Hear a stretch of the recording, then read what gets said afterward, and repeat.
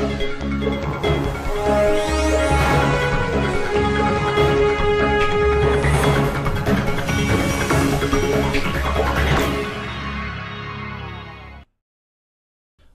növbetlik Dünya Şarkı Türkistanlıklar uçuruş yığını açıldı.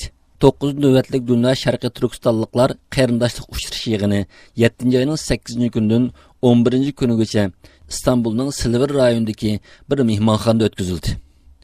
4 gün davom qilgan mazkur yig'inga 14 davlatdan kelgan o'xshamagan Sharqiy Turkiston tashkilot vakillari, tadqiqotchilar, ziyolilar, diniy ulamolar va Uyg'ur yoshlaridan tarkib topgan 140 kishi qatnashib, o'zgarayotgan dunyo vaziyatida Sharqiy Turkiston mujodilasining strategik yo'l xaritasi degan temini cho'rigan holda muzokara va muhokama olib berildi. Yig'inning birinchi kuni tushdan burungi echilish marosimiga Ma'rif va hamkorlik jamiyati bosh kotibi Abdulahad Abdurahmon riyosatchilik qildi. Faoliyat Muhammad Emin Qorimning Mo'ngluq Qur'on tilovati bilan boshlandi. Qur'on tilovatidan keyin Sharqiy Turkiston Ma'rif va hamkorlik jamiyati raisi Hidoyatulloh O'g'izxon echilish so'zi qildi. Hidoyatulloh hojim so'zida yaqinqi mezgillarda Sharqiy Turkiston xalqining beshiga kelgan og'ir fojialik hodisalar bilan birga muhojiratdagi Uyg'urlarning beshig'imi ko'plagan musibatlarning kelayotganligi. Bu ahvol barliq Sharqiy Turkistonliklarni bilishga, xalqimizni qorong'ulikdan yo'ruqlikka elib chiqish uchun qo'limizdan kelishicha barliq imkoniyatlarni sarf qilishga, hamkorlik elib berishga undayotganligi haqida to'xtalib o'tgandan keyin bir necha kundan beri Misrdagi o'quvchilarning tutqun qilinishi, buning natijasida maydonga kelgan bir qator masalalar va bu masalani hal qilish uchun ta'sir doirasi kuchli bo'lgan tashkilotlarning birlashib, buni hal qilish chora-tadbirlari ustida izlanish elib berayotganlik va Misr masalasini hal qilish guruhi qurilganlik hamda bu masalaning xalqaro sahnaga elib chiqilganligi o'tirib qo'yildi. Ondan başqa yana arqandaq to'salg'ular va musibatlar bosh kelgan bo'lsa-mu, ammo bu da'vo yo'lida hech bir chekinish va to'xtab qolish bo'lmaganligi.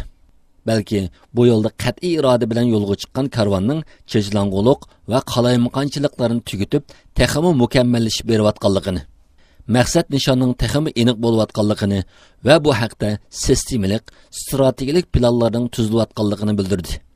Hidoyatulloh O'g'izxon hojim so'zida yana beshimizga kelayotgan har qanday musibat va tahdidlar sababi bilan bu yo'ldan hargiz to'xtab qilishga bo'lmaydiganligini va hargiz to'xtab qolmaydiganligini tilga olib o'tdi. Birinci qatim biz qarindoshlik uchrashishi deb qarindoshlikdan boshlagandik. Chunki bir chechilib ketgandik. Bir jamiyatimiz ham yo'qdi. Bor bo'lsa-mu, hammamiz ayrim-ayrim o'zimizningki sizgan, o'zimizningki tutgan yo'l bilan neticesiz chechilang'i bir yo'lda ketayotdik. Endi cho'lganda bir karvonga aylanayotimiz. Mangan yo'limiz taxmi aniqlashyapti, ro'shanlashyapti. Shu shaklda bugun ham bugungi ketilgan kishilarningki saviyasi, ketilg'ichilarningki saviyasini, o'rnini ko'z tutgan holda ham bugungi qaziyamizningki qanday bir vaziyatda ekanligini ko'z tutgan chog'da bu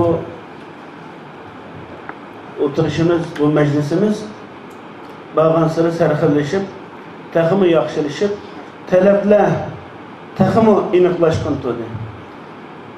Allohga shukr bo'lsin, Sharqiy Turkiston sohasida xizmat qilayotgan, mayli Turkiya ichida bo'lsin, dunyoning har qaysi yerdagi tashkilotlar bo'lsin, iddiy va ideologik jihatdan jiq farqli sinf shakllangan bo'lsa-mu, bularning hammasi bilan o'sha oxirgi yil ichida intayin qo'yoq chambarchas bir shaklda qo'l tutishib, Xitoyning bugun bizni qorishab kelayotgan bu chambarni yerib o'tish uchun atrofimizga o'rilgan bu sepirni, bu qirintamni teshib, xalqimizni qorong'ulikdan, zulmatdan yo'riqlikka chiqish va chet eldagi harakatlarimizning kuchlanishi, manzilga yetalaydigan bu yo'lni taxmi dag'dam qilish uchun qo'limizdan kelgan bütün imkonlarni safarbar qilib, ko'plagan masalalarda konkretni jihatdan hamkorlik elib bordik. Buning isbotlari ko'p. Bugun o'sha muhim bir yig'inni tayyorlab qilayotgan chaqimizda Misrda yuzlagan bizningki yurak parlarimizni, qarindoshlarimizni kelgusining istiqboli bo'lgan o'quvchi qarindosh inalarimizni ağır bir facialik hadise çirmib oldi. Bu asosdimi ta'sir doirasi kuchli bo'lgan barliq tashkilotlardan tashkil topgan Misr kriz xizmat guruhi tashkillanib, doktor Erkin Akram efendimning yetakchiligida bundaq bir kriz hal qilish guruhi qurildi. Keç gündüz birlik beraberlik ichida bu meseleden qanday chiqish, qarindoshlarimizni qanday qutqizish to'g'risida fikr tadbir choralarini dünya xalq ommasiga yetkazish, Misr va Xitoyga besim shakllantirish nuqtasidan nəhayət ciddi xizmətlər işləndi.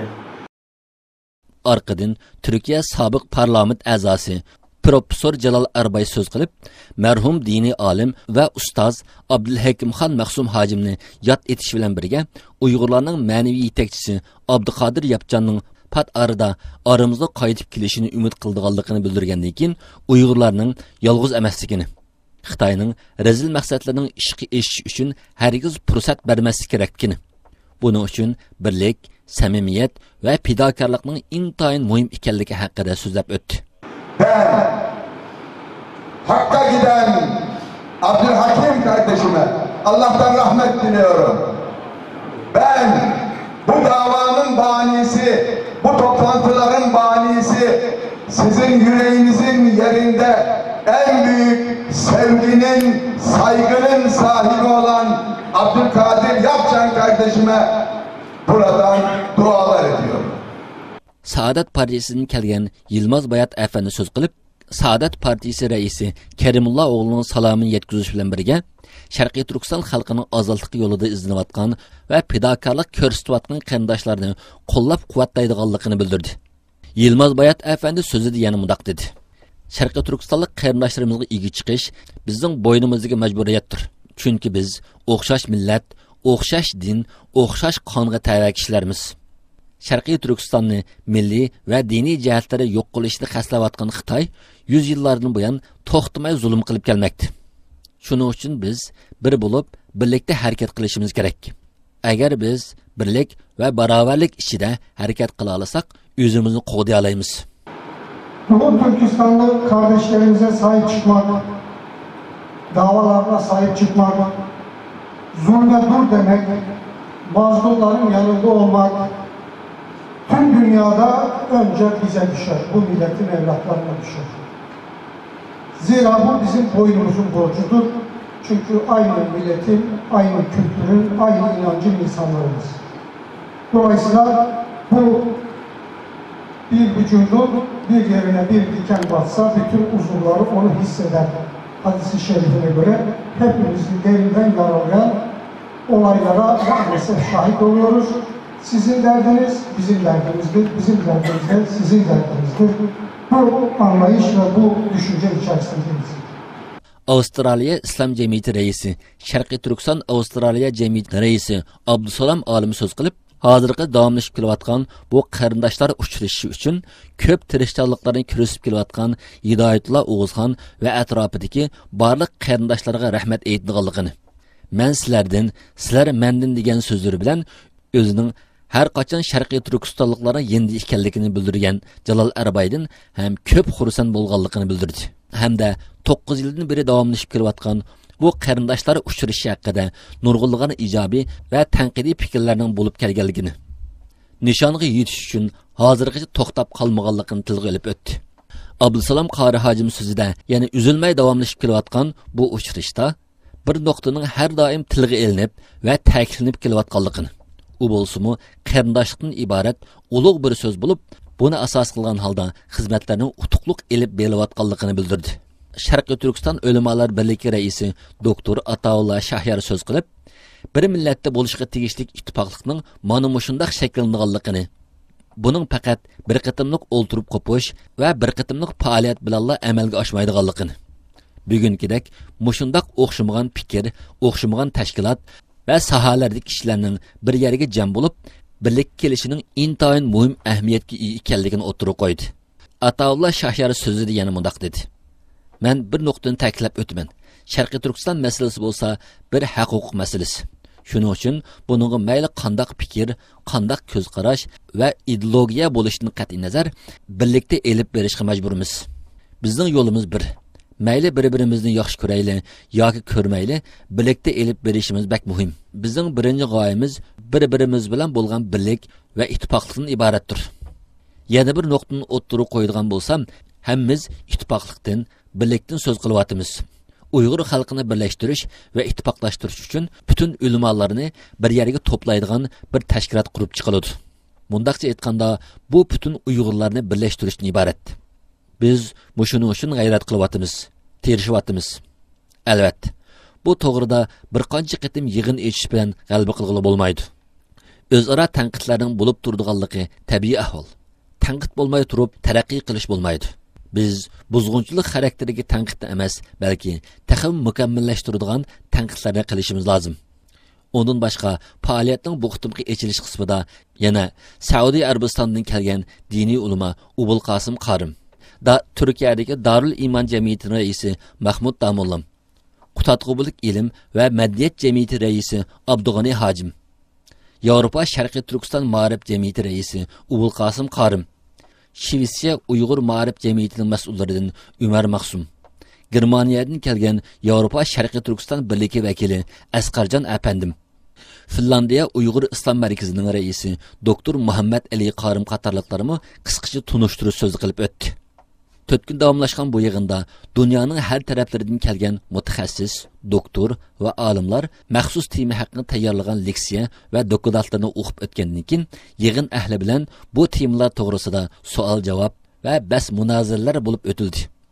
Yig'in jarayonida professor Olimjon Inoyat Xitoyning kengaymichilik nuqtai nazari bilan dunyoga yomirishi va xalqaro vaziyatning strategik analizi degan temada, doktor Erkin Akram dunyo, Xitoy va rayonlik kuchlar orasida kuchayotgan strategik munosabatlar va kuch tangpungligi degan temada, Hindistonlik doktor Mahesh Ranjan Dabata Osiyo va Tinch okean davlatlarida Sharqiy Turkiston masalasini kun tartibga keltirish va ijtimoiy jamiyatlarning qo'llashiga erishishning chora usullari degan temada, Asqarjon Sharqiy Turkiston masalasini xalqaro sahnasida qonuniy kuchga ega qilish degan temada, Sirajiddin Azizi O'rta Sharq davlatlarida Sharqiy Turkiston masalasini kun tartibga keltirish va hal qilish choralari degan temada, doktor Erkin Ahmad media guruhlari va ta'sir doirasi keng donliq jurnalistlar bilan munosabatni kuchlantirishning usul choralari degan temada, doktor Erkin Akram Sharqiy Turkiston mujodalasining strategik bosqichlari degan temada, doktor Olimjon Ataulla Sharqiy Turkiston xalqida milliy mafkura ongni yetildirish uchun mulohiza va amaliy loyihalar degan temada, doktor Abdusalom Olim Sharqiy Turkiston xalqida milliy mafkura ongni yetildirish uchun mulohiza va amaliy loyihalar degan temada, til tadqiqotchisi Abdulla Ayub muhojiratdagi Uyg'ur ma'rifida o'rtaq dars qo'llanish masalasi degan temada doklad va leksiyalar berib o'tdi. Oxirida Sharqiy Turkiston ma'rif va hamkorlik jamiyati raisi Hidoyatulloh O'g'izxon Hojim yig'indan umumiy xulosa dokladi berib o'tdi. Bu xulosa doklati Istiqlol televiziyasida tarqatilgan bo'lib, keng ko'rurmanlarning Istiqlol televiziyasi ulunishidan ko'rilishini tavsiya qilamiz. 4 kun davom qilgan bu qitimqi 9 qitimliq Dunyo Sharqiy Turkistonliklar qarindoshlik uchrashishi nihoyat qizg'in kayfiyat ichida elib berilib, 11-iyun seshanba kuni samimiy duolar bilan oxirlashdi. Yig'in oxirlashgandan keyin yig'inga qatnashgan barliq qarindoshlar o'zaro quchoqlashib ko'rishib, bir-biriga solih duolar qilishgandan keyin faoliyat o'rnidan ayrilishdi.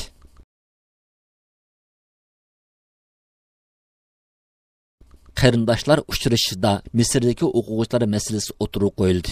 Ilm ma'rifatning markazi bo'lgan Misrning Qohira shahridagi Azharda o'qiyotgan Uyg'ur o'quvchilar 2017-yil 7-oyning 5-ida sababsiz bir shaklda qora quyuq tutqun qilinishga boshladi.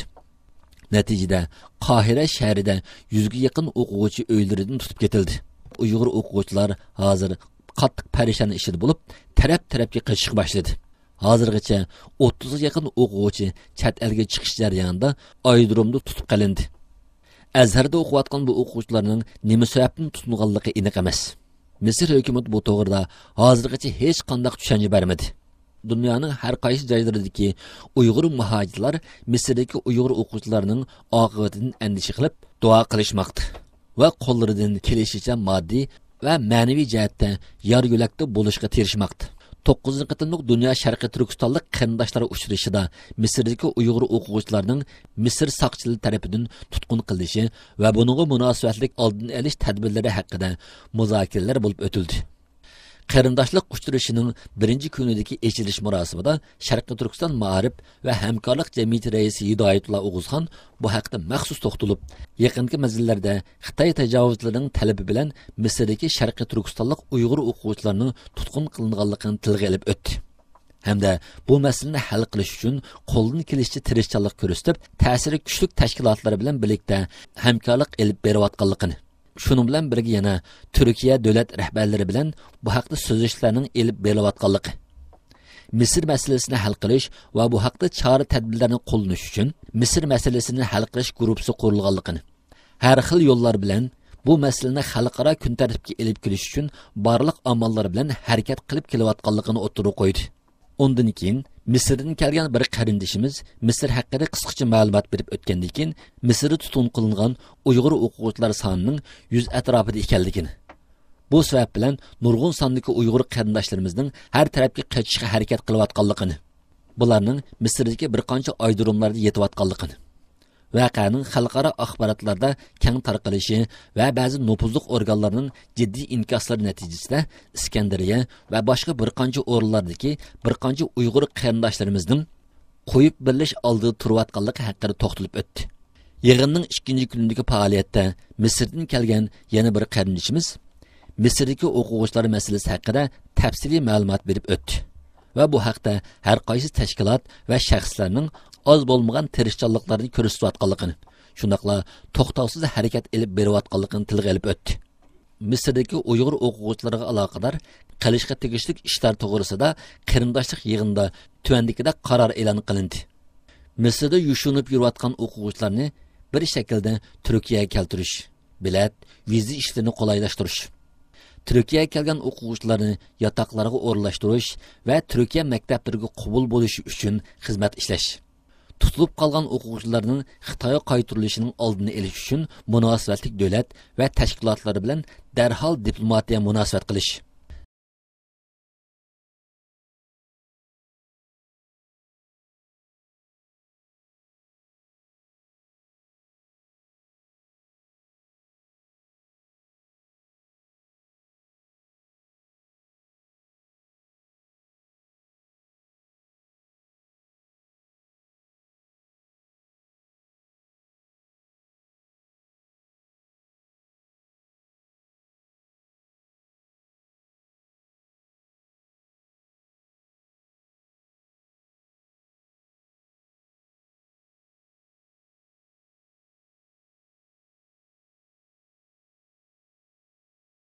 Xitoy chet eldagi tunji harbiy bazasiga askar yo'tkamoqda. Daryo va yoshlar to'rining 12-iyul kunidagi xabaridan ma'lum bo'lishicha, Xitoyning chet eldagi tunji harbiy bazasi Sharqiy Afrikadagi Djibouti qurilgan bo'lib, bu yerga askar yo'tkashni boshlagan. Djibouti muhim bo'lgan strategik ahamiyatga ega davlatlardan biri bo'lib, u Qizil dengiz va Suvash qonunidan o'tgan paraxotlarni nazorat qilish alohidaligiga ega. Xitoyning bu yerdagi harbiy baza qurilishi 2016-yilda boshlangan bo'lib, Xitoy taraf bu bazani almashtirish markazi degan nom bilan atab kelmoqda. Xitoyda ingliz tilida nashr qilingan Yer shari vaqt gazeti Djiboutidagi bu harbiy baza Xitoy armiyasining chet elda qurilgan tunji harbiy bazasi ekanligi va bu yerga ko'plab askar yo'tkalganligini xabar qilgan. Xitoyning Xinhua to'rida bu haqda berilgan xabarda Xitoy bilan Djibouti orasida bu haqda elib berilgan aniq muzokaradan keyin Jantizjan portida Xitoy askarlarini qarshi olish murosimi o'tkazilib, Xitoy Qizil armiyasi askarlari kutilingan.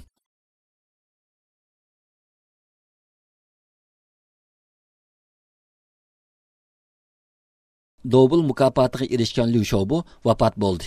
BBC'ning 13-iyul kunidagi xabarda bildirishicha, Nobel tinchlik mukofotiga erishgan Xitoydagi kishilik huquq faoliyatchisi va akademik Liu Xiaobo 61 yoshida Xinjiang shahridagi doktorxonada vafot bo'lgan. U 2009-yili Xitoyni ag'darishga kuch kiritish jinoyati bilan ayblanib, 11 yillik qamoq jazosiga hukm qilingan edi. Xabarda bildirilishicha, Liu Xiaobo turmada jigar rakiga giribtor bo'lgan bo'lib, qo'risqi ishib, qon bosimi tuvallab, yurak iqtidorining yomonlashganligi, 3 ay yo'lida ba'zi to'silish alomatlarining ko'rilganligi sababidan Shinyangdagi bir doktorxonaga elib kelingan hamda organ yetishmaslik sababidan doktorxonada vafot bo'lgan. Ba'zi Yevropa davlatlari Liu Xiaoboning chet el doktorxonasida davolanishini talab qilgan. Germaniyalik va amerikalik ikki mutaxassis uni chet el doktorxonasiga yetkazmaguncha yaxshilanish bo'lmaydiganligini bildirgan. Ammo Xitoy mutaxassislari Liu Xiaoboning chet elga boraligidak emasligini aytib, Xitoyda davolanish kerakligini tushuntirgan. 2010 yili Xalqaro Nobel tinchlik mukofoti Xitoy tarafidan 11 yillik qamoq jazosiga hukm qilingani 1 yil bo'lgan Xitoydagi kishilik huquq faoliyatchisi va akademik Liu Xiaoboga berilgan bo'lib, u xalqni Xitoy Kommunist partiyasini og'dirishga huquqliq qilgan degan jinoyat bilan qamoqqa ilingan edi. Liu Xiaobo 1989 yili Tiananmen o'quvchilar harakatiga yetakchilik qilgan mas'ullardan biri bo'lib, shu vaqtdagi qonliq qirg'inchilikning hayot shohidlaridan biri edi. U Xitoyning ko'p partiyalik demokratiyaga o'tishini tashabbus qiluvchilarning biri. Liu Xiaoboning ayoli Liu Xiaodaning hech qanday bir jinoyat bo'lmasligiga qaramasdan, u hali ham o'z uyida nazorat ostida yashamoqda. Xitoy chet eldagi tunji harbiy bazasiga askar yetkazmoqda. Daryo va yoshlar to'rining 12-iyul kunidagi xabaridan ma'lum bo'lishicha, Xitoyning chet eldagi tunji harbiy bazasi Sharqiy Afrikadagi Djibouti qurilgan bo'lib, bu yerga askar yetkazishni boshlagan. Djibouti muhim bo'lgan strategik ahamiyatga ega davlatlardan biri bo'lib, u Qizil dengiz va Suvash qonunidan o'tgan paraxotlarni nazorat qilish alohidaligiga ega. Xitoyning bu yerdagi harbiy baza qurilishi 2016-yilda boshlangan bo'lib, Xitoy taraf bu bazani almashtirish markazi degan nom bilan atab kelmoqda. Xitoyda ingliz tilida nashr qilingan Yer shari vaqt gazeti Djiboutidagi bu harbiy baza Xitoy armiyasining chet elda qurilgan tunji harbiy bazasi ekanligi va bu yerga ko'plab askar yetkazilganligini xabar qilgan. Xitoyning Xinhua to'rida bu haqda berilgan xabarda Xitoy bilan Djibouti orasida bu haqda elib berilgan aniq muzokaradan keyin Jantizjan portida Xitoy askarlarini qarshi olish murosimi o'tkazilib, Xitoy Qizil armiyasi askarlari kutilingan. Nobel mukofotiga erishgan Liu Xiaobo vafot bo'ldi. BBC'ning 13-iyul kunidagi xabarda bildirishicha, Nobel tinchlik mukofotiga erishgan Xitoydagi kishilik huquq faoliyatchisi va akademik Liu Xiaobo 61 yoshida Shinyang shahridagi doktorxonada vafot bo'lgan. Bu 2009-yili Xitoyni og'dirishga kuch kiritish jinoyati bilan ayblanib, 11 yillik qamoq jazosiga hukm qilingan edi. Xabarda bildirilishicha, Liu Xiaobo turmada jigar rakiga giribtor bo'lgan bo'lib, qo'risqi ishib, qon bosimi tuvallab, yurak iqtidorining yomonlashganligi, 3 ay yo'lida ba'zi to'silish alomatlarining ko'rilganligi sababidan Shinyangdagi bir doktorxonaga elib kelingan hamda organ yetishmaslik sababidan doktorxonada vafot bo'lgan. Ba'zi Yevropa davlatlari Liu Xiaoboning chet el doktorxonasida davolanishini talab qilgan. Germaniyalik va amerikalik ikki mutaxassis uni chet el doktorxonasiga yetkazmaguncha yaxshilanish bo'lmaydiganligini bildirgan. Ammo Xitoy mutaxassislari Liu Xiaoboning chet elga boraligidak emasligini aytib, Xitoyda davolanish kerakligini tushuntirgan. 2010-yili Xalqaro Nobel tinchlik mukofoti Xitoy tarafidan 11 yillik qamoq jazosiga hukm qilingani 1 yil bo'lgan Xitoydagi kishilik huquq faoliyatchisi va akademik Liu Xiaoboga berilgan bo'lib, u xalqni Xitoy Kommunist partiyasini og'dirishga huquqliq qilgan degan jinoyat bilan qamoqqa ilingan edi. Liu Xiaobo 1989-yili Tiananmen o'quvchilar harakatiga yetakchilik qilgan mas'ullardan biri bo'lib, shu vaqtdagi qonliq qirg'inchilikning hayot shohidlaridan biri edi. U Xitoyning ko'p partiyalik demokratiyaga o'tishini tashabbus qiluvchilarning biri. Liu Xiaoboning ayoli Liu Xiaodaning hech qanday bir jinoyat bo'lmasligiga qaramasdan, u hali ham o'z uyida nazorat ostida yashamoqda. Xitoy aviamatkisi va urush piloti Tayvan bo'g'oziga kirdi. Xabar yattorining 12-iyul kunidagi xabarda bildirilishicha, Xitoyning tunji aviamatkisi bo'lgan Liaoning ismli aviamatkisi harbiy pilotlar bilan birlikda Tayvan bo'g'ozidagi Tayvan havo mudofaa kuzatish sohasiga kirgan. Janubiy Xitoy sari gazetining bu haqda berilgan xabarga qaraganda, Hong Kongning Angliyadan Xitoyga o'tkazib berilganligining 20 yillik munosabati bilan Hong Kong portiga yetib kelgan Liaoning aviamatkisi 2 qo'g'ilg'uchi paraxot, 1 qo'g'ilg'uchi paraxot, ko'p sonda 15 tiplik urush aeroplani va tik ucharlardan tarkib topgan pilot bu yerdan o'tib Tayvan bo'g'oziga yo'lib ketgan. Tayvan mudofaa ministrligi Liaoning boshchiligidagi pilotning Tayvan bo'g'ozining o'rta liniyasidan g'arbiy shimol tarafga ilgarilayotganligini bildirgan. Jiddiy holat paydo qilayotgan Liaoning aviamatkasiga nisbatan hushyorlik holatiga o'tganligi ifoda qilingan bayonotda urush aeroplanlarining mudofaa aslahalari bilan birlikda pilotdagi boshqa kimlarning Liaoning aviamatkasini qo'g'dash vazifasini o'tayotganligi tilga olingan. Xitoy mudofaa ministrligi Qingdao portidan 25 iyun ayrilib, Hong Kongga tunji ziyoratini boshlagan Liaoning aviamatkasining bu yerdan ayrilgandan keyin Janubiy Xitoy dengizidagi odatdagi mashq manduriga qatilganligini bildirgan. 1949 yili mavzuning Xitoy hokimiyatini qo'lga olgandan keyin Kuomintang hukumat a'zolari Tayvanga qochib kelib, mustaqillik e'lon qilgan. Ammo Xitoy Kommunist partiyasi Tayvanning mustaqilligini e'tirof qilmagan.